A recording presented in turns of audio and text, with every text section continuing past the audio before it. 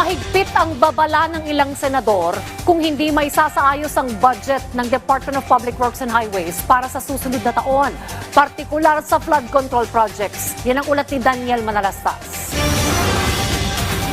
Sa harap ng kontrobersiya na bumabalot sa budget ng DPWH para sa susunod na taon at kontrobersiya sa flood control projects at mga umano'y duplication sa budget, may babala ngayon ang chairperson ng Senate Committee on Finance na si Senador Sherwin Gatchalian kung hindi maisasaayos ang kanilang pondo. Kung ganito yung magiging itsura ng budget, sigurado ako yung 270 billion ng DPWH sa flood control, tatanggalin namin yan.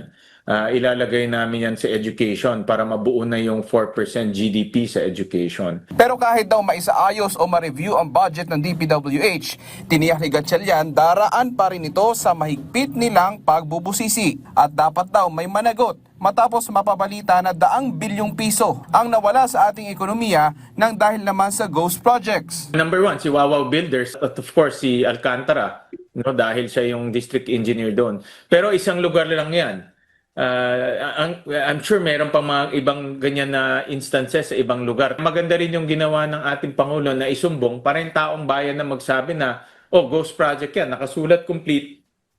Pero wala naman. Sa ngayon, may bubuuing independent commission na mag-iimbestiga sa anomalya sa flood control. Sabi ni Senador Kiko Pangilinan, kung bubuo ang Pangulo ng independent body, handa siyang mag-akda ng batas na magbibigay kapangyarihan sa komisyon na magkaroon ng kapangyarihan magsabpina. Dapat din anyang mauwi ang flood control scam sa plunder cases na ihain sa ombudsman. Sa isang panayam, sabi naman ni Senador Erwin Tulfo, inaabangan na niya na mabuo ang independent commission na mag-iimbestiga.